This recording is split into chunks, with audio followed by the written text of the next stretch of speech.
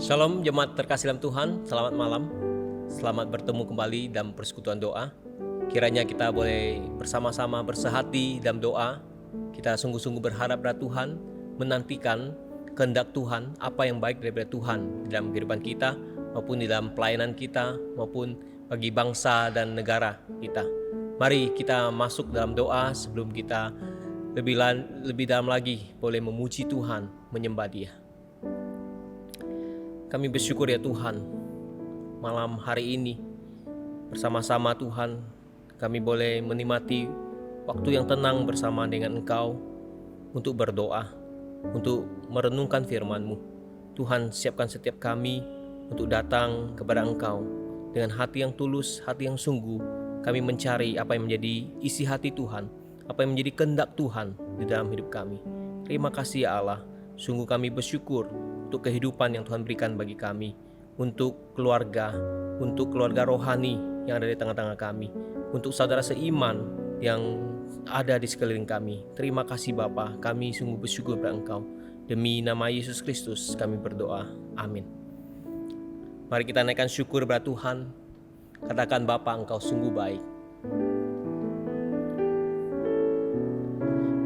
Bapa,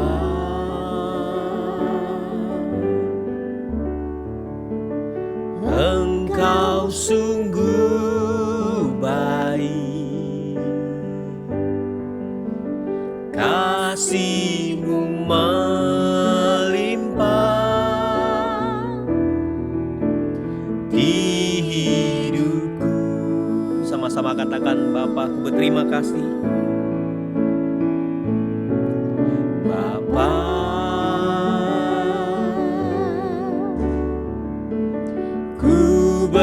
terima kasih, berkat-Mu hari ini yang Kau sediakan bagiku. Mari kita naikkan syukur kita kepada Tuhan. Naikkan syukurku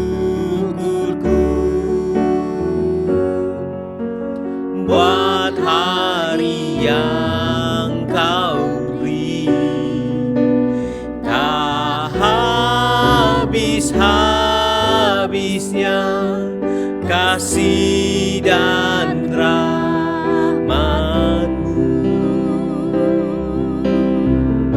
selalu baru dan tak pernah terlambat pertolongan-Mu, besar setia-Mu di sepanjang hidupku. Saudara sekalian, mari kita bersyukur pada Tuhan bahwa di tengah kehidupan kita masih ada makanan, pakaian yang boleh kita makan dan kita pakai.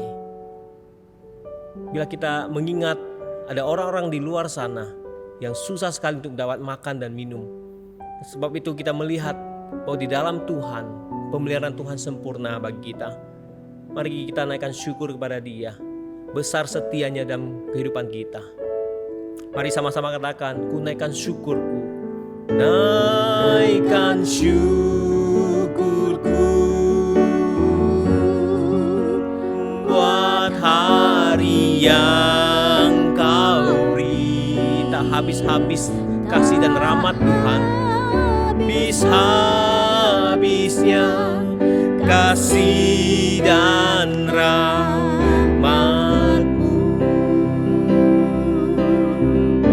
selalu baru dan tak pernah terlambat pertolongan-Mu, besar setia-Mu di sepanjang hidupku. Mari kita doa bersama-sama. Kita berdoa untuk kehidupan rohani kita, untuk terus dapat bertumbuh dalam keadaan yang tidak mudah seperti saat ini. iman yang terus berpengharapan dalam Kristus, pergumulan di tengah pilihan-pilihan untuk mengambil keputusan tertentu. Mungkin saat ini kita diperhadapkan dengan keputusan yang sulit untuk kita pilih, untuk kita ambil. Kita mohon kepada Tuhan memberikan hikmat kepada kita. Mari kita berdoa di hadapan Tuhan untuk kehidupan rohani kita, untuk iman yang terus boleh bertumbuh di hadapan Tuhan, dan keputusan-keputusan tertentu dan pergumulan kita untuk kita ambil dengan baik sesuai dengan kehendak Tuhan. Mari kita berdoa. Sekali lagi Tuhan, kami berdoa di hadapan Tuhan, memohon pada Engkau. Engkau tahu kondisi hidup kami saat ini, di tengah kondisi sekeliling kami yang tidak menentu, kondisi yang sulit bagi kami untuk kami lalui. Kami tahu ada Tuhan beserta dengan kami. Tuhan, kami berdoa di tengah yang sulit ini, di saat kami tertekan, justru iman kami boleh bertumbuh. Justru kami boleh berharap pada Tuhan, iman yang terus terpaut di hadapan Tuhan. Tuhan menolong kami, Tuhan pimpin kami. Tuhan, kami serahkan hidup kami ini dalam tangan-Mu. Saat ini Tuhan, kami tengah menghadapi pilihan-pilihan yang sulit untuk mengambil satu keputusan di dalam kehidupan keluarga kami ataupun dalam pekerjaan kami. Tuhan, pimpin kami, berikan kami hikmat untuk dapat memutuskan yang terbaik sesuai dengan kehendak Tuhan, memilih yang terbaik sesuai dengan apa yang menjadi isi hati Tuhan, untuk rencana Tuhan, rancangan Tuhan dalam kehidupan kami. Tuhan, tolong kami, sekali lagi kami serahkan untuk keadaan situasi yang tidak mudah yang kami hadapi saat ini. Kami mau berserah penuh pada Engkau. Demi nama Yesus kami berdoa. Amin. Selanjutnya mari kita berdoa untuk orang-orang yang mungkin kita kenal, orang-orang yang ada di sekeliling kita, mungkin untuk keluarga kita, ataupun diri kita sendiri yang sedang mengalami tekanan, stres, frustasi maupun depresi di tengah masa pandemi ini. Kita doakan mereka yang sedang bergumul berat akan kehidupan mereka, terhadap masalah keuangan, terhadap pekerjaan, kesehatan, rumah tangga, ataupun yang sedang kehilangan dan kedukaan. Kita mohon Tuhan menghiburkan dan menguatkan mereka. Mari kita buka suara, kita doa bersama-sama. Berseru pada Engkau ya Tuhan, di hadapan hadirat-Mu, menyerahkan segala tekanan, depresi yang kami alami. Tuhan, Engkau yang tolong kami. Saat ini mungkin kami tengah menghadapi hal-hal yang sulit dalam kehidupan kami, misalnya di tengah keluarga, masalah keuangan, pekerjaan, relasi. Tuhan, sekali lagi kami mentaruhkan dalam tangan-Mu. Engkau yang menolong setiap kami untuk melalui semuanya ini. Tuhan, ajar kami untuk melihat kuat kuasa Tuhan bekerja di tengah-tengah hidup kami saat ini. Ajar kami Tuhan untuk terus berharap pada Tuhan, terus berharap pada Engkau ya Tuhan. Tuhan, kami serahkan dalam tangan-Mu segala sesuatu yang tengah dialami oleh setiap anak-anak-Mu saat ini. Tuhan, Engkau mengetahui keadaan diri mereka yang terdalam. Tuhan hadir, Tuhan menolong mereka. Tuhan hadir untuk memberikan kekuatan dan pertolongan dari Tuhan. Terima kasih ya Allah, demi nama Yesus kami berdoa. Amin. Selanjutnya mari kita juga doakan untuk pelayanan gereja, baik melalui khotbah, melalui konseling, melalui persekutuan komisi-komisi, relasi yang boleh saling memperhatikan satu sama yang lain, di mana kasih Kristus dinyatakan dan dirasakan bagi setiap jemaat, khususnya di tengah masa ini. Kita doakan pelayanan gereja boleh menjadi berkat bagi setiap jemaat, bagi setiap orang-orang yang sedang membutuhkan kasih Kristus. Kita berdoa bersama-sama. Sekali lagi Tuhan, kami menyerahkan untuk pelayanan gereja-gereja yang ada, khususnya gereja kami GKPJ ini.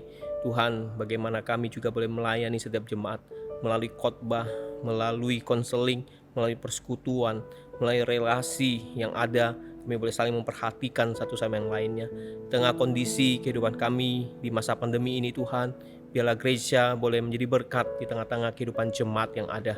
Tuhan, pakai setiap diakon, hamba Tuhan, pengurus komisi, para aktivis, dan setiap kami sebagai murid-murid Kristus, sebagai satu keluarga rohani, boleh saling membangun satu sama yang lainnya.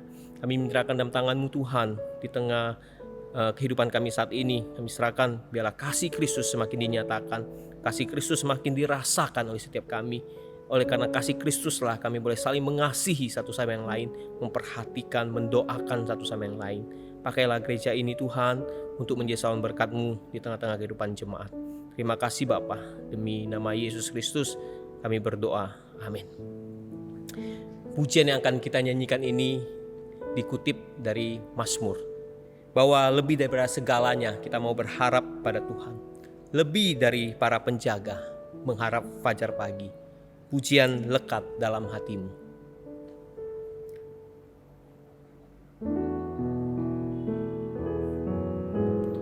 Lebih dari segalanya, ku berharap padamu. Lebih dari para penjaga mengharap fajar pagi. Begitu rindu hatiku berada dekatmu. Alangkah dalam kasih-Mu memenuhi hidupku. Tenanglah jiwaku dalam naungan sayap-Mu, menembus awan kelabu, pandang kemuliaan-Mu. Selalu ku rindu lekat dalam hati-Mu, mengikuti rencana-Mu. Yesus Tuhan Rajaku. Katakan, lebih daripada segalanya, ku berharap padamu ya Tuhan. Lebih dari segalanya, ku berharap padamu. Lebih dari para penjaga mengharap fajar pagi. Begitu rindu hati kami ya Tuhan, begitu rindu hatiku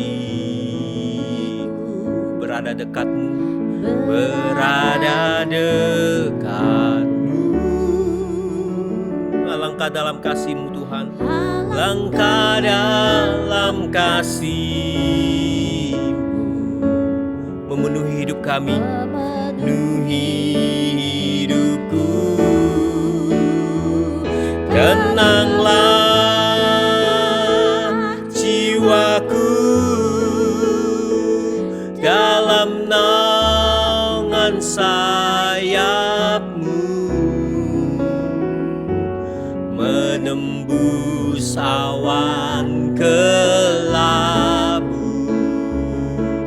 pandang kemuliaan-Mu. Selalu ku rindu lekat dalam hati-Mu, mengikuti rencana-Mu. Yesus Tuhan Rajaku, mengikuti rencana-Mu Tuhan, mengikuti rencana-Mu. Yesus Tuhan Rajaku. Mari selanjutnya kita berdoa bersama-sama khususnya untuk kaum pria. Mari kita doakan untuk GKPJ cabang Kuala Tungkal untuk pembangunan gereja yang sedang berlangsung di sana, dan kita juga doakan untuk iman pertumbuhan rohani jemaat di sana. Demikian juga kaum pria mendoakan Pos PI Muara Bungo untuk gerakan kelompok kecil supaya anggota kelompok kecil di sana konsisten mengikuti kelompok kecil, dan juga doakan jemaat semakin bertumbuh dewasa rohani. Untuk kaum wanita, Mari kita doakan untuk jemaat Pos Sarolangun, untuk kehidupan iman rohani mereka. Kiranya mereka boleh semakin mengenal Allah. Khususnya saudara seiman kita yang baru menerima baptisan maupun CD, mereka boleh bertumbuh dalam Tuhan. Kemudian kita juga doakan untuk Pos PI Tembesi, untuk kesehatan dan kedewasaan iman mereka dan pertumbuhan rohani mereka. Demikian juga Pos Sekolah Minggu Air Hitam, doakan untuk penjangkauan kaum wanita di sana dan semakin banyak jiwa-jiwa yang dapat mendengar kabar baik Injil Kristus. Mari kita doakan bersama-sama. Kaum pria doakan GKPJ Kuala Tungkal, Pos PMI Muara Bungo. Kaum wanita doakan Pos Sarolangun, Pos Tembesi maupun Pos Sekolah Minggu Air Hitam. Mari kita berdoa bersama-sama. Sekali lagi Tuhan, kami menyerahkan untuk GKPJ Kuala Tungkal dalam tangan-Mu. Tuhan pimpin, Tuhan menolong untuk proses pembangunan yang sedang berlangsung di sana. Sekiranya rumah Tuhan berdiri di sana, demikian juga iman rohani daripada setiap jemaat pun bertumbuh dewasa di hadapan Tuhan. Kami berdoa juga untuk Pos PI Muara Bungo. Tuhan juga pimpin untuk jemaat yang sudah mengikuti KK di sana. Tuhan pimpin mereka untuk konsisten mengikuti dan semakin dewasa dalam Tuhan. Demikian juga untuk pos-pos dalam pelayanan gereja kami di GKPJ ini, Sarolangun, Tembesi maupun Air Hitam. Tuhan terus memberkati. Terima kasih Bapa. Ini doa kami serahkan untuk pelayanan-pelayanan kami untuk di luar kota Jambi ini boleh menjadi berkat. Demi nama Yesus kami berdoa. Amin. Selanjutnya mari kita berdoa pada hari Minggu ini, tanggal 27 Juni 2021 akan diadakan sakramen baptisan dan CD. Bagi saudara seiman kita doakan supaya mereka semakin diteguhkan iman mereka untuk mengakui Kristus Yesus sebagai Tuhan dan Juru Selamat pribadi mereka. Mari kita juga doakan untuk gerakan vaksinasi massal yang diperuntukkan masyarakat dan penanganan pandemi COVID-19 oleh pemerintah yang sedang berlangsung. Kita hanya dapat berjalan dengan efektif, khususnya untuk menekan penyebaran virus ini lebih meluas lagi. Mari kita doakan bersama-sama untuk kedua hal ini. Kami serahkan ya Tuhan, pada hari Minggu ini ada sakramen baptisan, kudus dan CD. Kami serahkan tangan-Mu setiap saudara seiman yang sudah mempersiapkan dirinya untuk mendeklarasikan iman mereka Kristus Tuhan sebagai juru selamat pribadinya. Tuhan menunggukan mereka sampai pada hari pembaptisan mereka sungguh siap. Kami serahkan juga untuk pelayanan pembaptisan ini, Tuhan memberkati dapat berlangsung dengan baik. Terima kasih Bapa. Kami serahkan dalam tangan-Mu untuk perjalanan rohani iman daripada saudara seiman kami boleh semakin bertumbuh dewasa dengan Tuhan. Demikian juga kami menyerahkan untuk kondisi saat ini, khususnya Indonesia yang tengah melonjak pandemi COVID-19 ini. Tuhan, kami serahkan tangan-Mu untuk penanggulangan daripada pemerintah. Berbagai jalan, berbagai cara tempuh, khususnya vaksinasi massal yang sedang lakukan berjalan efektif. Kami doakan Tuhan untuk setiap instansi yang terkait di dalam penanganan ini. Tuhan berikan mereka hikmat dan kekuatan sehingga boleh mengatur semua dengan baik, dan khususnya ada strategi untuk menekan lajunya penyebaran virus ini ya Tuhan. Kami serahkan tangan-Mu Tuhan. Ini pergumulan yang sedang kami hadapi. Tuhan tahu, Tuhan sanggup pulihkan Indonesia. Terima kasih Tuhan, sertai kami ya Tuhan. Demi nama Yesus kami berdoa. Amin. Selanjutnya mari kita doakan untuk jemaat yang sedang bergumul dalam hal sakit penyakit. Kita mengingat ada Ibu Uli Teo Chun, yaitu mama dari Evangelis Lindawati, Ibu Ng Sak Kyun, kita doakan. Mama dari Ibu Karisma, Ibu Yuli, kita juga doakan yang dalam masa pemulihan dalam sakit paru-parunya. Ibu Chen Rui Tuan, kita doakan untuk sakit tulang belakang juga dalam masa pemulihan. Kita juga doakan untuk Penjil Fernando yang sedang menjalani proses cuci darah. Kita juga doakan untuk saudari kita atau Lause Yeni Munir di dalam pemulihan pasca operasi matanya. Demikian juga kita doakan untuk Bapak Abu yang sedang dirawat di rumah sakit Siloam. Kita berdoa bersama-sama. Kami menyerahkan Tuhan untuk ibu-ibu saudara kami yang sedang sakit saat ini ataupun yang sedang dalam masa pemulihan. Tuhan menolong mereka. Ada Ibu Li Teo Chun, Ibu Ng Sak Kyun, Ibu Yuli, Ibu Cheng Ruitan, Penjil Fernando, Saudari Yeni Munir, dan Bapak Abu. Kami serahkan tangan-Mu, Tuhan yang menolong. Tuhan, kami serahkan mereka dalam tangan-Mu Tuhan yang memimpin mereka di saat-saat sakit seperti ini, selalu bergantung pada Tuhan, berharap pada Tuhan. Kami percaya waktu Tuhan, pemulihan, penyembuhan dari Tuhan akan datang daripada Tuhan kepada mereka. Terima kasih Bapa. Ini doa kami demi nama Yesus. Kami berdoa. Amin. Mari kita ambil waktu tenang sejenak di hadapan Tuhan untuk mendoakan setiap pergumulan pribadi kita.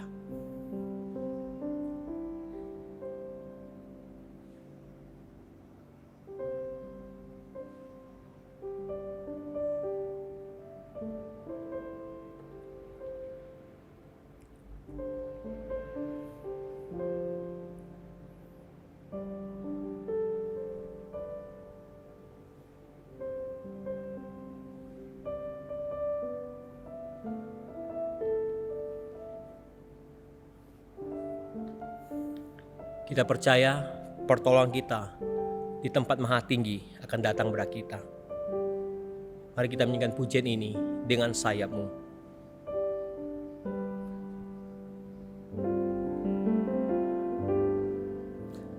Firman-Mu berkata Kau besertaku, maka kuat roh dan jiwaku.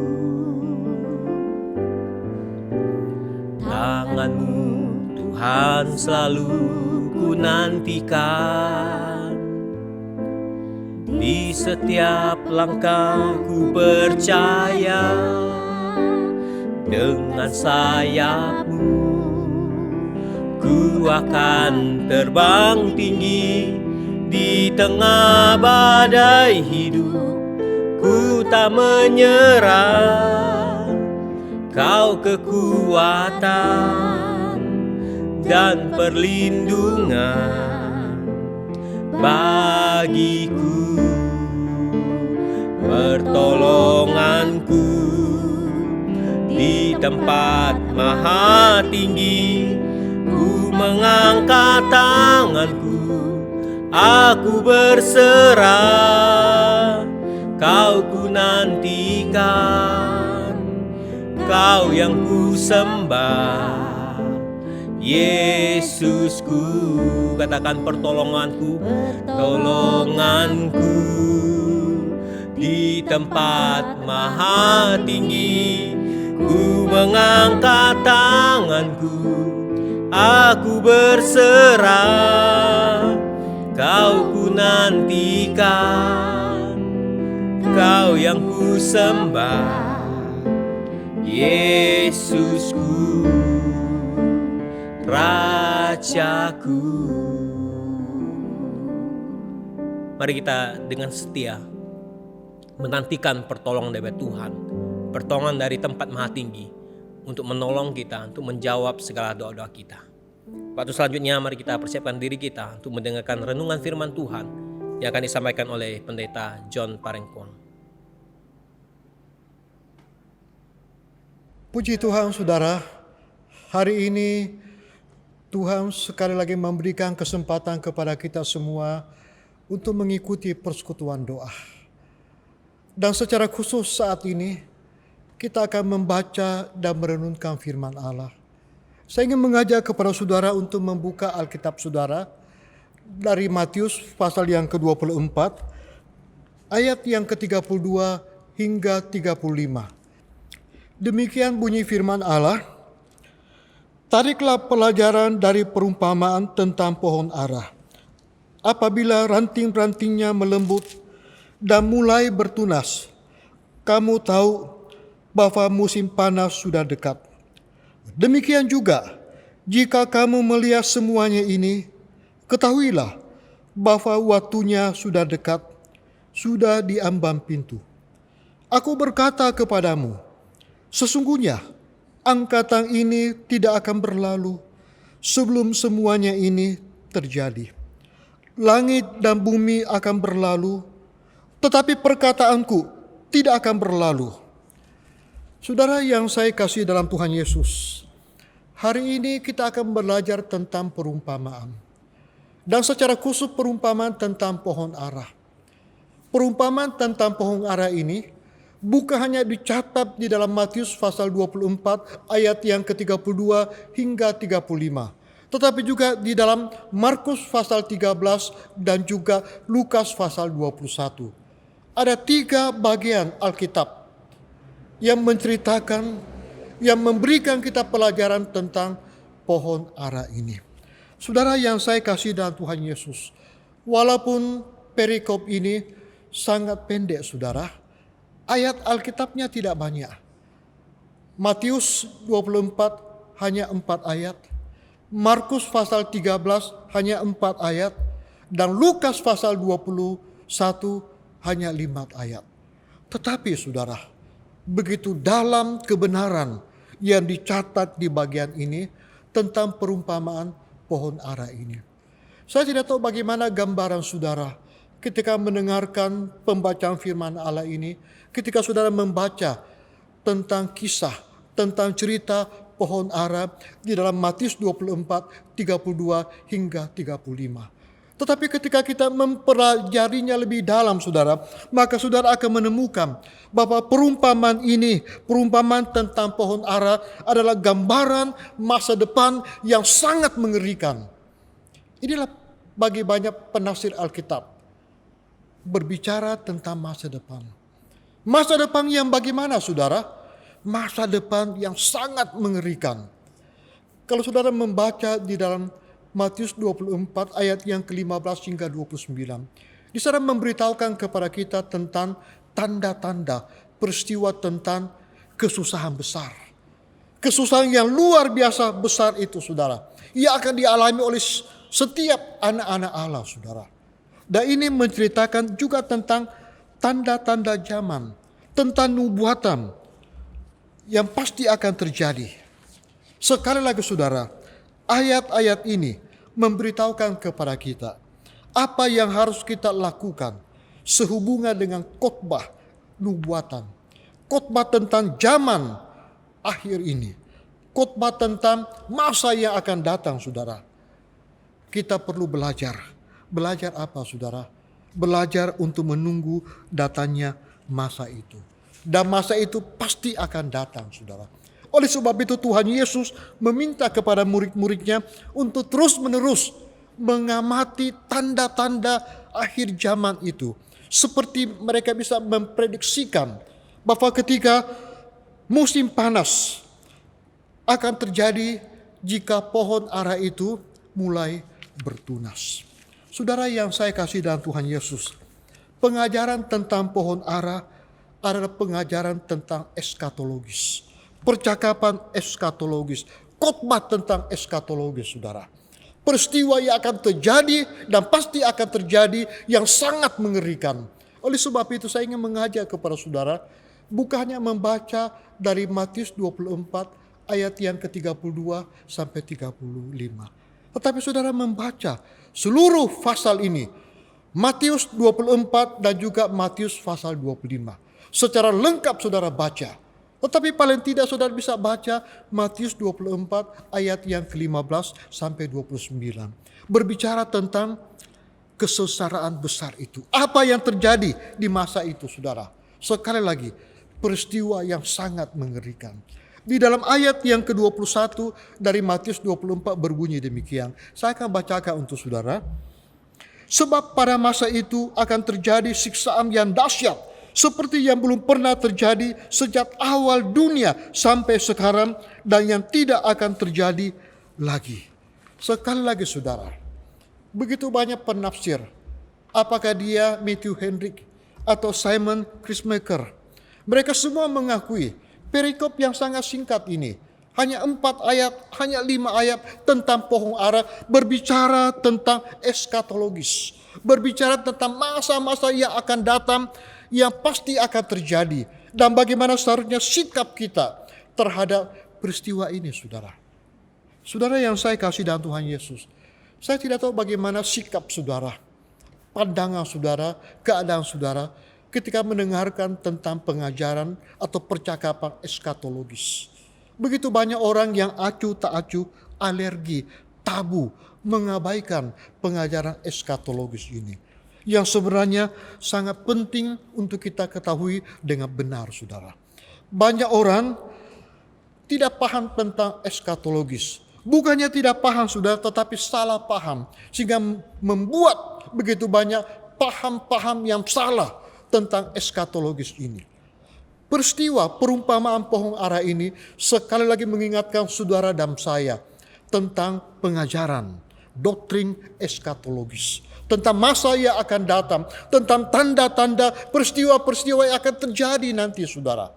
Saudara yang kekasih dalam Tuhan Yesus, saya ingin mengajak kepada saudara dalam waktu yang singkat ini tentang belajar tentang eskatologis. Eskatologis ini dari dua kata Yunani. Eskatos artinya hal-hal yang terakhir. Logos, saya percaya saudara mengenal ilmu atau doktrin. Jadi doktrin tentang akhir zaman ini adalah pengertian dari eskatologis. Ada yang memberikan definisi demikian. Eskatologis atau doktrin tentang akhir zaman berbicara tentang hal menunjukkan pada segala peristiwa yang akan datang, baik dalam kaitannya dengan apa yang dialami oleh individu atau dunia secara keseluruhan. Saudara, mungkin saudara bertanya apa-apa saja yang dipelajari di dalam doktrin eskatologis ini. Banyak hal, saudara. Misalnya tentang kehidupan setelah kematian, tentang kebangkitan orang mati, tentang masa-masa sengsara yang seperti kita pelajari hari ini, tentang antikristus, tentang kedatangan Tuhan Yesus yang kedua kali beserta dengan tanda-tandanya, tentang kerajaan 1000 tahun, tentang neraka dan surga, tentang penghakiman terhadap setan-setan, malaikat-malaikat yang jatuh, bahkan penghakiman terhadap orang-orang yang tidak percaya. Saudara yang kekasih dalam Tuhan Yesus, pengajaran eskatologis ini sangat menarik, saudara. Saya bersyukur mendapatkan bagian ini. Khotbah tentang perumpamaan pohon ara. Yang mengingatkan saya, bahkan mengingatkan saudara, untuk apa? Sekali lagi kita perlu belajar. Doktrin yang memang tidak mudah, saudara. Tetapi bisa kita pelajari. Dari sumber yang benar, dari pembicara yang benar, dari buku-buku doktrin eskatologi yang baik dan benar. Betapa pentingnya kita mengetahui akan hal ini, saudara.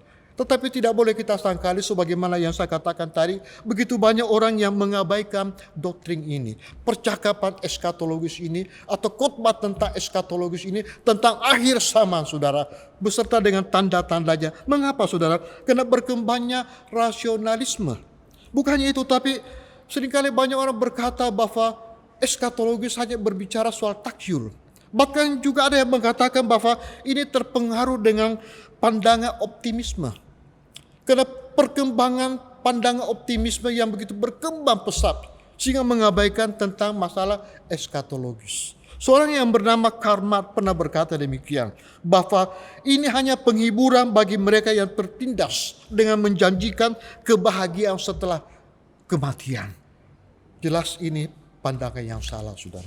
Saudara yang kekasih dalam Tuhan Yesus, eskatologis, kata firman Tuhan, memberitahukan kepada saudara dan saya bahwa betapa pentingnya kita mengetahui tentang masa-masa yang akan datang, di mana kita bisa mempelajari tanda-tandanya. Seperti orang bisa memprediksikan, murid Tuhan yang bisa memprediksikan tentang datangnya musim panas itu, di mana mereka bisa memprediksikan tentang pohon ara yang bertunas ini. Saudara yang saya kasih dalam Tuhan Yesus, kekristenan adalah soal eskatologis, pengharapan melihat jauh ke depan dan bergerak menuju akhir zaman. Kunci semua kebenaran, hakikat kebenaran kekristenan dan seluruh gereja. Saudara yang saya kasih dalam Tuhan Yesus, sekali lagi saudara, bahwa betapa pentingnya kita belajar tentang eskatologis ini.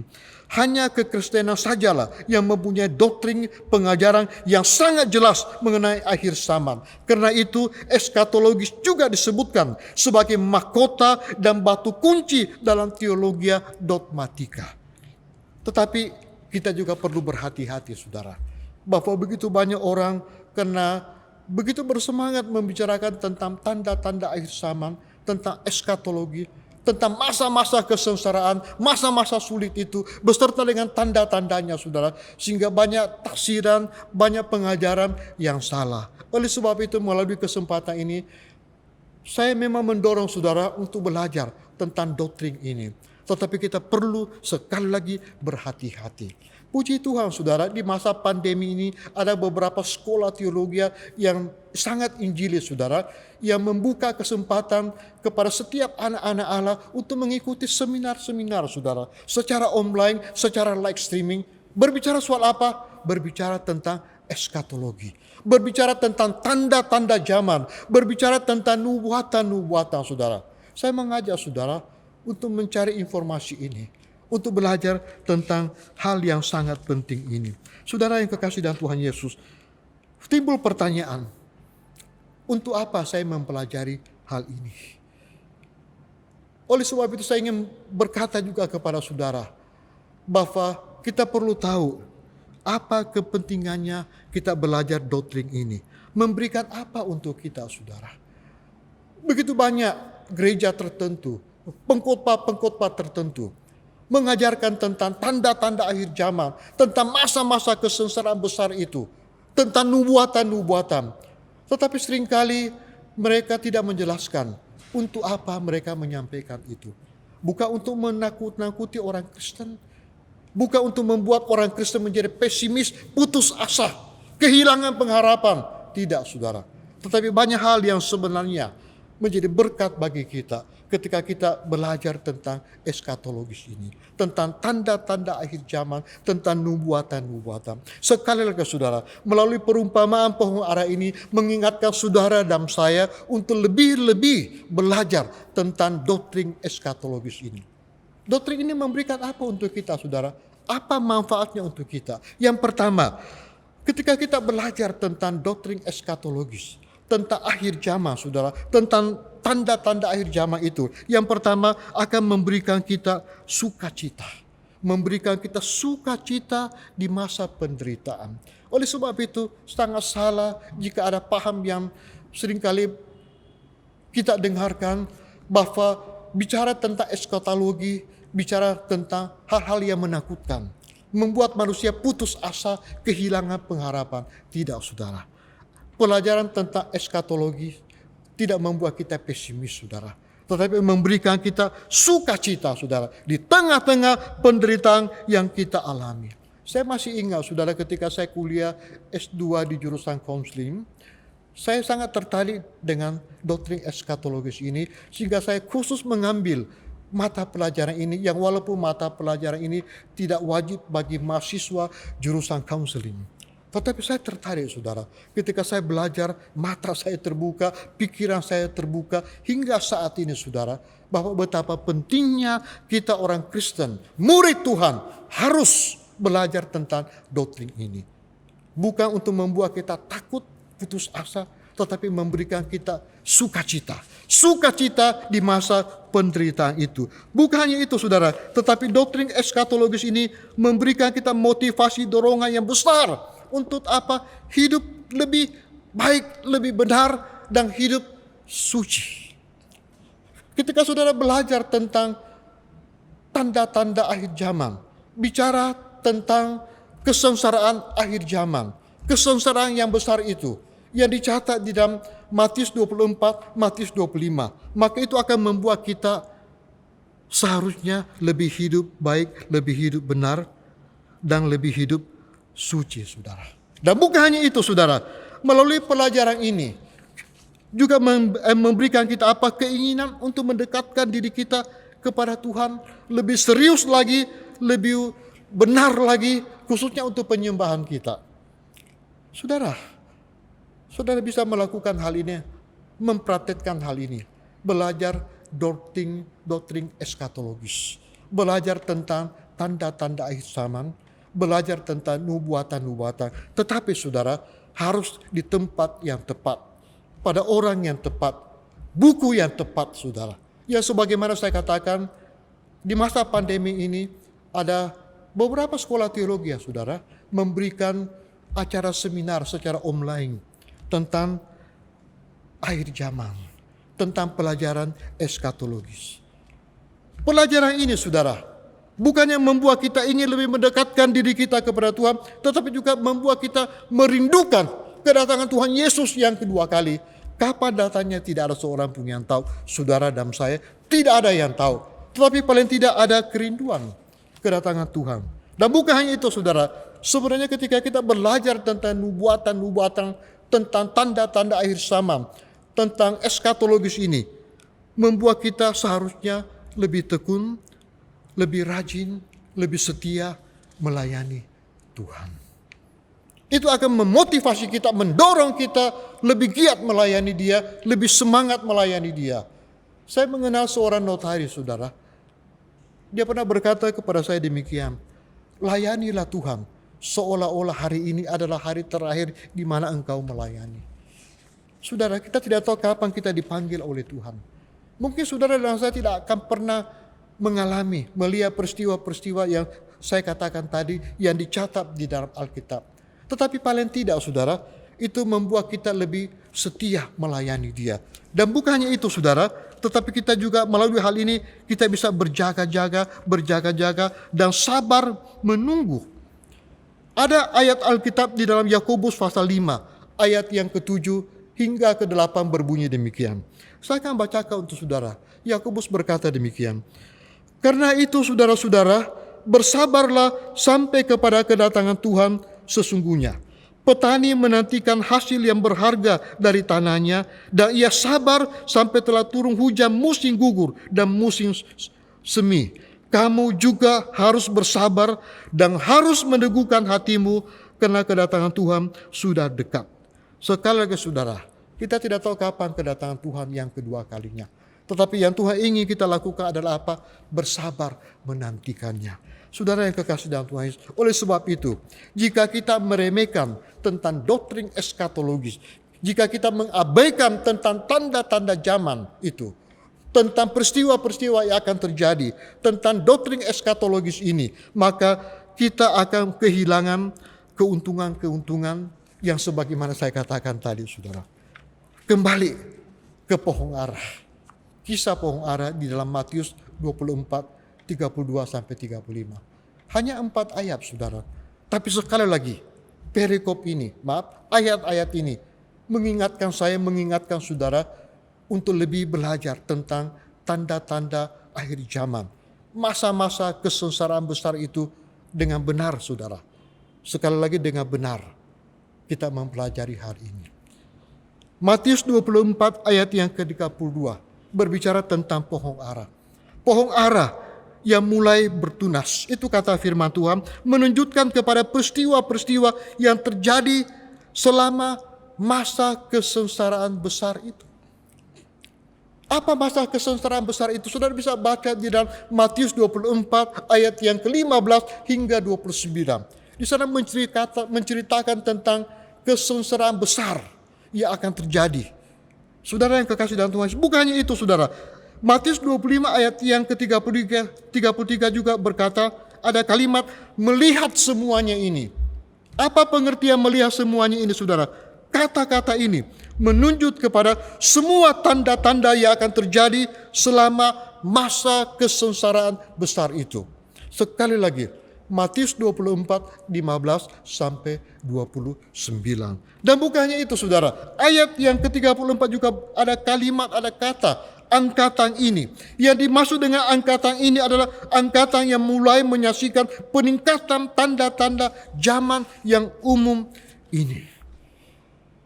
Saudara, Matius 24, Markus pasal 13, Lukas pasal 21 tentang perumpamaan pohon ara. Ayat-ayat Alkitabnya tidak banyak saudara. Tetapi ayat-ayat ini sekali lagi mengingatkan saya dan saudara tentang peristiwa yang akan terjadi nanti. Di dalam Alkitab, di beberapa buku tafsiran disebutkan masa-masa kesengsaraan besar itu.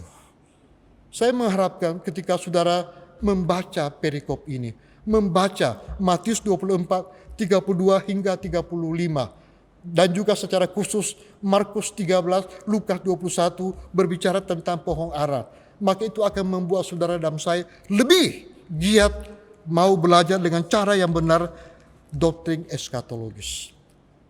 Timbul pertanyaan terakhir, apa pesan perumpamaan ini untuk kita? Ketika kita belajar tentang perumpamaan pohon ara, apa pesan untuk kita yang hidup saat ini? Yang pertama, mengingatkan kita bahwa tidak ada angkatan yang bebas dari malapetaka. Setiap angkatan ada masa-masa ini, masa malapetaka, saudara. Dan bukan hanya itu, saudara. Yang kedua, orang Kristen tidak boleh terlalu khawatir, terlalu takut, terlalu putus asa, berkecil hati atas peristiwa-peristiwa yang akan terjadi. Sepertinya saudara dan saya bisa takut, tetapi jangan terlalu takut. Sepertinya banyak orang khawatir, tetapi jangan terlalu khawatir, saudara. Tidak membuat hati kita berkecil hati atau putus asa.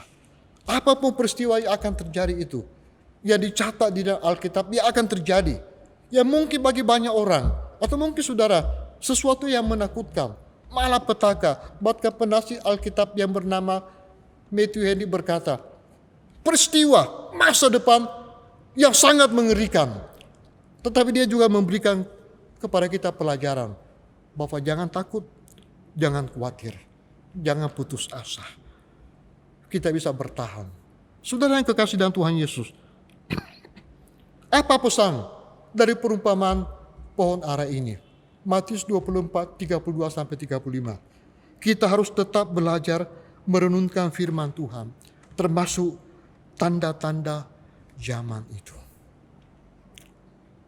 Dari perumpamaan pohon ara, sekali lagi akan memotivasi saudara, saya, kita semua. Untuk apa, saudara? Lebih giat belajar, merenungkan firman Allah. Secara khusus, tanda-tanda akhir zaman itu. Yang berikutnya, perumpamaan ini memberikan pesan apa untuk kita, saudara? Supaya murid Tuhan itu harus waspada, harus berjaga-jaga.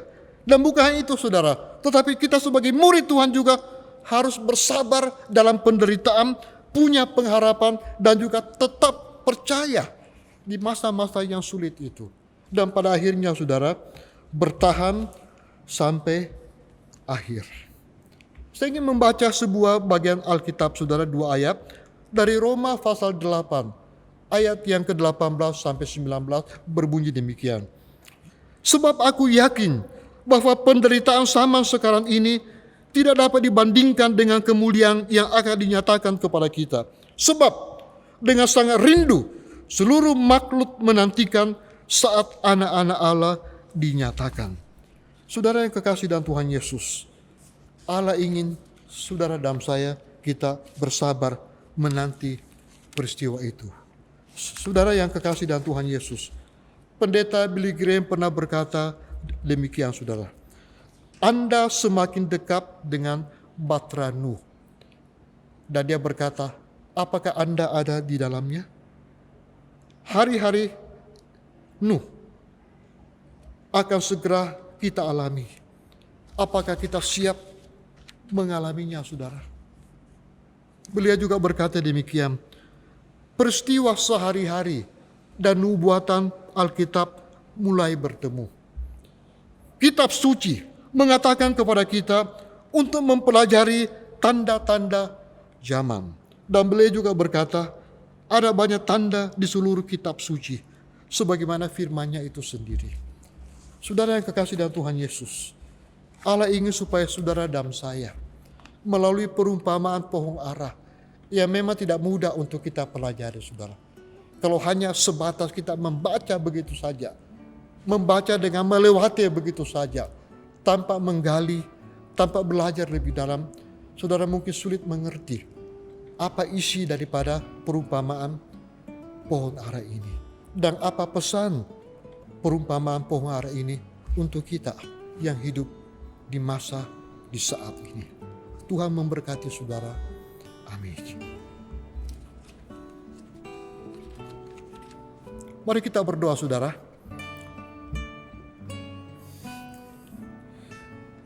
Tuhan Yesus, sekali lagi kami sungguh bersuka cita dan bersyukur jika Tuhan sudah memberikan kami kesempatan yang sangat indah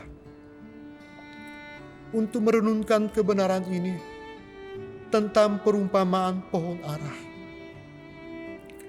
Walaupun begitu sulit untuk kami dapat mengerti, Bahkan mungkin baru kali ini kami mendengarkan tentang perumpamaan pohon ara ini. Tetapi kami percaya melalui Roh Kudus yang ada di dalam hati kami akan membuat kami lebih mengerti tentang peristiwa-peristiwa, pesan-pesan dari perumpamaan pohon ara ini. Kiranya melalui peristiwa ini, melalui kebenaran firman Allah ini, melalui perumpamaan pohon ara ini, memotivasi kami semua untuk lebih giat belajar tentang pelajaran eskatologis. Pelajaran tentang tanda-tanda zaman, tanda-tanda akhir zaman, bahkan juga tentang peristiwa-peristiwa yang akan terjadi di dalam dunia ini, sebagaimana firman-Mu mengatakannya. Suara manusia sudah berhenti, tetapi kami percaya suara Roh Kudus tidak akan pernah berhenti mengingatkan kepada kami, bahkan mendorong, memotivasi kami untuk lebih giat belajar tentang doktrin, percakapan, pelajaran eskatologis ini. Terpujilah nama-Mu Tuhan yang sudah memberikan kami kesempatan untuk merenungkan kebenaran ini. Dalam nama Tuhan Yesus, kami sudah berdoa dan bersyukur. Amin. Tuhan memberkati saudara. Amin.